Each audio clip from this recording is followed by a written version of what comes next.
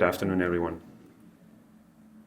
First of all, thank you for having us here and organizing this very seamless and intimate event and getting to know so many people from across the UAE, obviously, but also across India, and seeing the amazing projects coming out of India is very inspiring.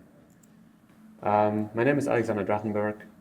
I'm originally from Germany, and I lead the design for our SOM Dubai office. We are around 30 people, but obviously we have a network of offices around the world. Today, I don't want to talk much about some of the work you can see here on the screen. I want to talk more about the way we are working, and the way we are working, how it is changing, especially in the last couple of years with new technologies like artificial intelligence coming into the practice. So to understand how the way we are working is changing, we kind of need to look back. When I first started working as an architect in 2014, we had an average of 4 months to do a competition or to do a concept design. The client gave us a brief, we walked away for 16 weeks, and we came back with a final result. This time span is obviously decreasing over the last more than 10 years. What started as 4 months went down to 3 to 2, and COVID came. Things started accelerating quite drastically. The way we worked changed. We moved completely digital. We were working 24/7 because your home was your office and your office was home. To a point this year, in 2026, where we're doing concepts for projects within 2 weeks. We have been invited to a competition here in Abu Dhabi at the end of last year. They're called on Christmas Day, on the 24th. We celebrate Christmas on the 24th in Germany. And asked for 2 concepts to be delivered in 2.5 weeks. Not 1 concept, 2 concepts. So we can see that over the last 10 years, we are slowly getting to a design singularity where the time between your thoughts and your ideas and the creativity to kind of the final product, the project, the outcome, is slowly collapsing. And it's not only time which is changing, it is also the deliverables, the expectations from the clients, what they want to see, when they want to see. In 2014, obviously all final deliverables, maybe we had to submit a report 2 weeks before, then we had another 2 weeks to do an animation or to build a physical model. But now we have weekly check-ins. Sometimes we have check-ins with the clients twice a week to see progress, to see if the design is heading in the right direction. We have interim submissions, so it can go to the client's higher leadership, it can go to His Highness, it can go to his MBS for approval. So what started as a 4-month exercise with a clear way for delivering everything at the end slowly started to trigger down to even have submissions in the first week of the project.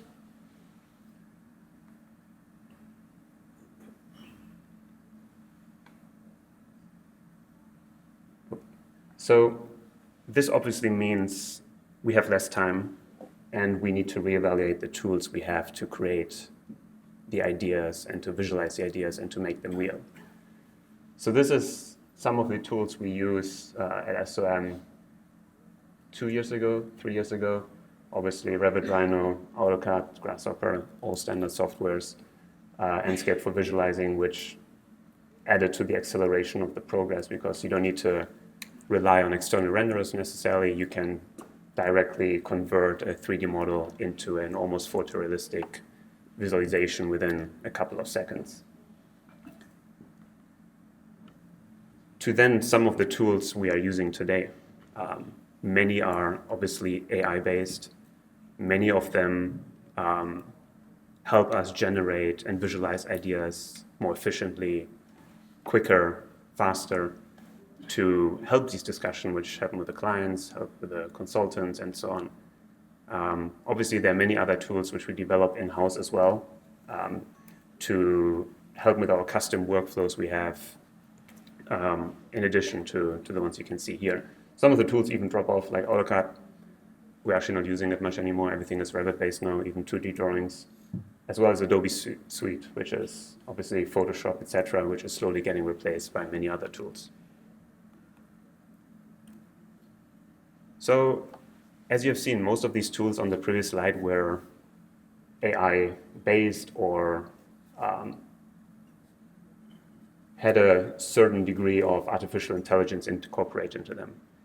And I would group AI into 3 pillars. So we have obviously design creation using generative AI to create visual content, to create text, to create 3D models, whatever it is. I would say it's pretty standard. Everyone is using it now. It's nothing that new anymore. But then we have 2 important other topics which I would like to evaluate further today is artificial intelligence used to analyze data, vast amount of data, to help us make informed decisions, but also on knowledge and workflows. Obviously, creating custom workflows with AI is an easy thing right now, but also how do we access the knowledge? How do we make sure that everyone in the team, in the office, in the firm has access to the same amount of knowledge?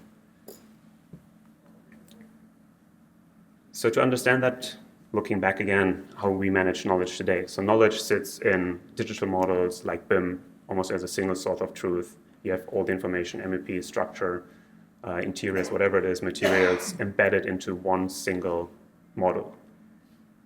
We store knowledge in libraries, physical libraries, material libraries, books, digital libraries. And we store knowledge in intranets, which allows us to share that knowledge globally with our other offices in the US, in Europe, and in Asia. But most importantly, knowledge sits with every single one of you. It's based on experience, it's based on culture, it's based on expertise, it's based on specialist skills, and it's based obviously in the design field on design sensitivity. So how can we make sure that this very diverse network of knowledge, which can quite easily sit in silos, like if we need an airport specialist, we have to wait for New York to wake up so we can talk to a person there. If we want to talk about, I don't know, infrastructural projects, we have to wait till San Francisco wakes up. If we need to wait for a structural engineer, we need to wait till Chicago wakes up. So there is obviously the difference in time, which doesn't help. The distance, we will need to jump on a Zoom call, or we will need to wait for that person to come for a meeting, for example. So how can we make sure that we put all these different silos of knowledge and expertise together into one accessible knowledge platform, which everyone from a junior architect to intermediate to senior to leadership to potentially the client, the consultant as well, can access? So what we're exploring right now is creating a system which is trained on the data, past projects, expertise, lessons learned from our 15,000 projects we have completed in the last 90 years. So we're creating what we call a memory and recall system, basically creating a living archive of SOM's past work. And we use that past work to train the AI model on, because for us, it doesn't just help to access that knowledge or categorize it or filter it.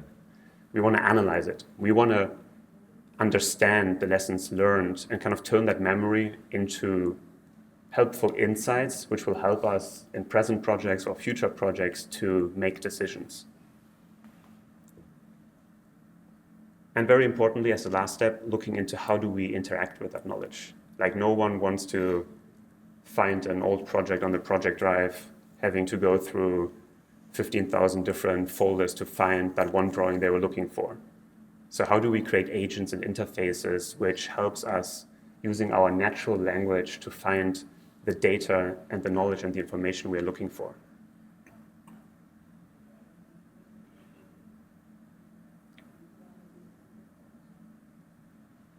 So the first application looks into using AI-enabled semantic search, so basically using your natural language, similar to ChatGPT, to create kind of the retrieving aspect of instant collective intelligence. So you can, for example, ask a question, show me a commercial tower completed after 2010, which is built in a very hot climate, like here in the UAE, for example, and has a window-to-wall ratio below 50%.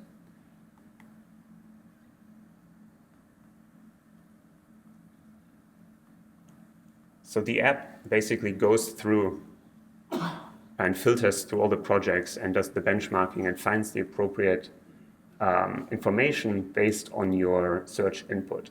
So for example, Alhambra Tower in Kuwait, where the southern facade has a window-to-wall ratio of less than 50%. It finds all the relevant examples, but it also tailors the output depending on which person is asking. If I ask a designer, I probably want to see some visuals from the exterior, how it's seen from the city, from close up, how the experience is from the inside, having so little windows. If I ask as a structural engineer, I probably want to see the structural analysis of this building. I want to see the details of the windows, the framing happening. So it tailors the information depending on the person who is asking to give a very individual feedback, which helps that person to make a decision. The second application is looking into not past projects and creating that living archive, but into helping on a day-to-day basis. We all spend a lot of time in meetings with consultants, clients, teams, with other offices for us in Europe and in the US. So how can we create a recall system and help linking all these different information together? So this system is based on your emails, is based on submissions to the client, is based on feedback from consultants, it's based on feedback from the client, and basically lets you ask simple questions. Like, for example, if I was away on holiday, I come back and I want to just find out, instead of asking 10 people for the information, I can ask the system, which links all these different networks together. Did anyone discuss the roof drainage for project X in the last 3 weeks? And basically, it will find that information, link it, and bring this information together. Yes, we have looked at this. We have looked at this information, I don't know, 1 week ago, 2 weeks ago, and it was discussed that the consultant has to analyze the performance of option B, and they were supposed to get back to us by yesterday. We have not received an update on that. Do you want me to follow up? So it doesn't just retrieve information and creates a context window around it, but it also creates actionable next steps to allow for your time to be spent on more, I don't know, design-focused tasks, creative tasks, which is not the strong suit or the preferred for artificial intelligence.